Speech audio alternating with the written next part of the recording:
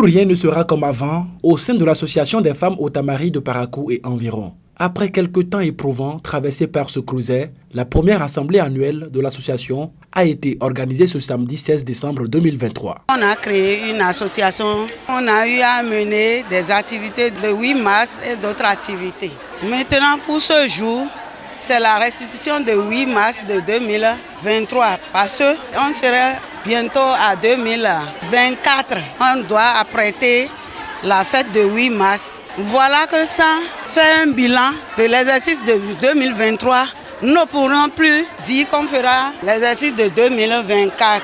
Donc la vice-présidente a eu la présence d'esprit d'inviter. En toile de fond de cette invitation, adressée aux cellules du creuset, un malaise mais rapidement maîtrisé. La fondatrice de l'association passe au peigne fin la situation liée à une gestion cavalière et solitaire de l'ancienne présidente. L'association existe depuis des années et en 2022, le 19 novembre, on a fait un congrès qui a décidé à passer la main à la jeunesse. Et ça fait aussi encore aujourd'hui 1 an.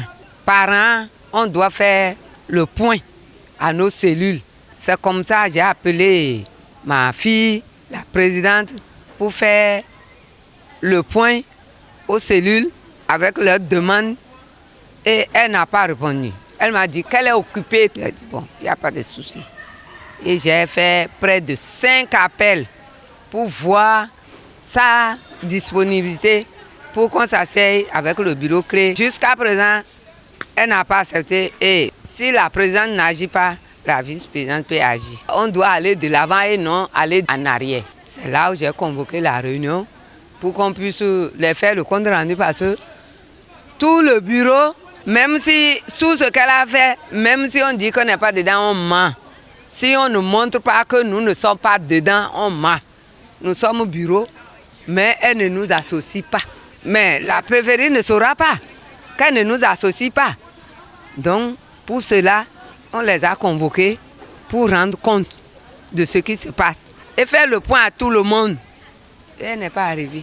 L'Assemblée a décidé purement et simplement de dissoudre l'ancien bureau et de renouveler sa confiance à la fondatrice malgré le poids de son âge pour remettre l'association sur les rails du développement. Finalement, elles ont dit de prendre la présidence. Mais moi, vraiment, j'étais vraiment fatiguée. C'est les cellules qui ont décidé de changer, ce n'est pas nous.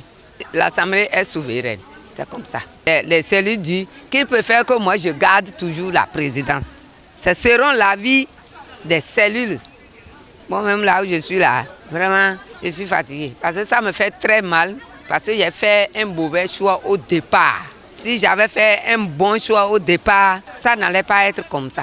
Et jusqu'à aujourd'hui, j'affirme et je confirme, étant fatiguée, j'avais voulu qu'une jeune fille prenne la présidence et je serai là.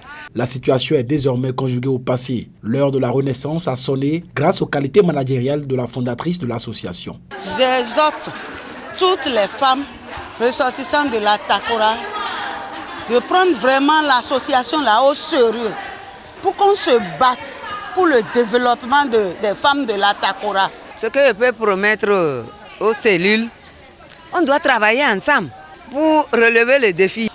Je vais toujours prier Dieu pour que tout aille très bien. Réunies au sein de ce creuset, les femmes ressortissantes de la Takora peuvent donc se frotter les mains pour un avenir radieux au sein de leur association.